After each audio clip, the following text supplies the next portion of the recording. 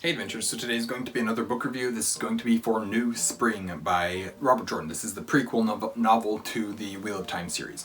So, of course, that then puts it in high fantasy and epic fantasy and whatever the subgenres that are being used for Wheel of Time are.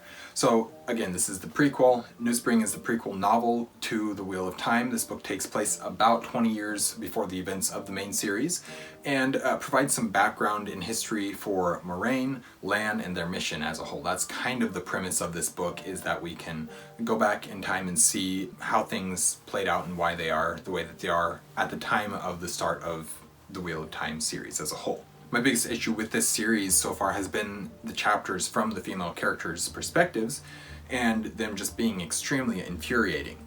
Enough so that it has nearly made me DNF the series as a whole. In this book, though, we are following young Moraine, and so I had a little bit of fear that maybe this would be the same thing here. Maybe we would get just a frustrating, annoying Moraine. And I found that she wasn't nearly as infuriating as many of the characters in the main series are. She's never been a character that I've had much of a problem with in the main series, so I was hoping that she wouldn't start being one here, but I wasn't sure, and I was kind of a little bit scared for that because I knew that it might be a possibility. Before I get any further into this review though, I'd just quickly like to say that if you're liking what you're seeing from an Erudite adventurer, we'd really appreciate it if you'd like, comment, and subscribe. It is good to get some background information on her and really see where she, Lan, and Suon came from. Their histories are referenced in the books in the main series, but they never really take front and center, and they never really get to explore those backstory for those characters in that way. So this book kind of allows us to see why the characters are the way that they are.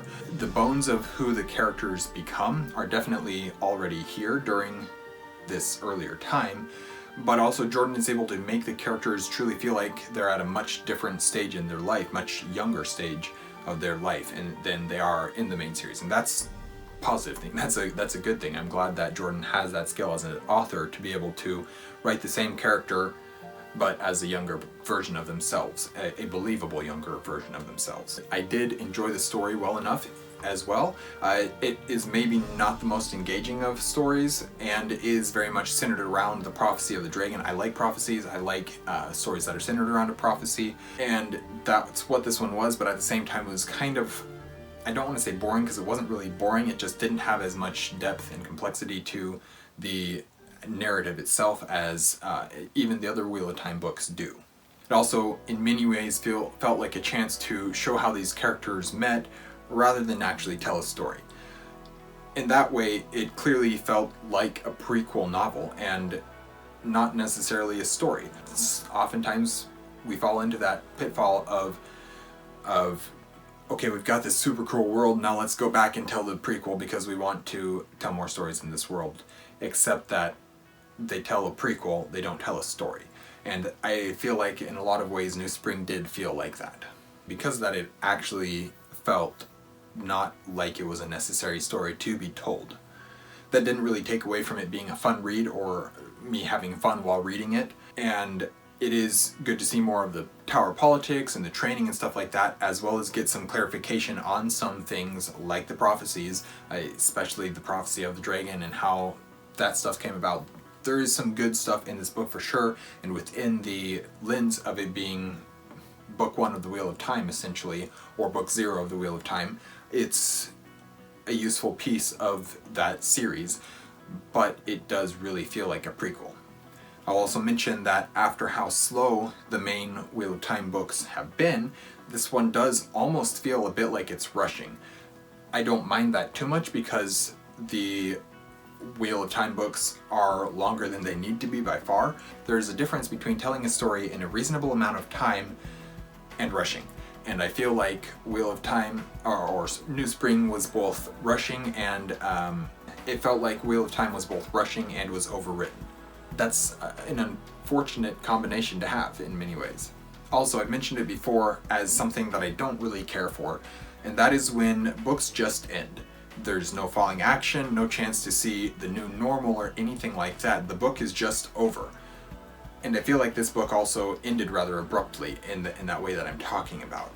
Of course, Jordan is assuming that we'll read or already have been or already have completed the main series, And so it does make a little bit more sense for this one, in this specific instance, to not have a ton of wrap-up.